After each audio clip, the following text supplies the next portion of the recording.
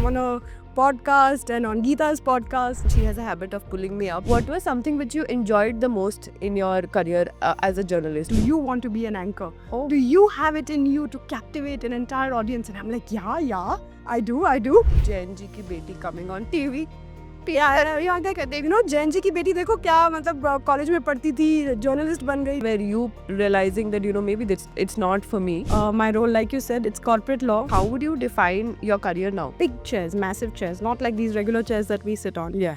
And Mr. Murthy, me, all of us are very petite, right? So when you're sitting on these chairs, you look like these tiny individuals, and these chairs are huge. So I asked him once, and I was like, why are these chairs so huge and uncomfortable? So he said, these chairs are big because they are a reminder of the fact that the weight of the chair, the role that you assume is so huge. The decisions that you take for this organization not just affects the company, its shareholders, but the country at large. Yeah. So it's a big reminder of the fact that you are a very tiny individual and the role that you're assuming is so big. Biological clock and your career clock is always at conflict. So what are those quiet wins which you have achieved?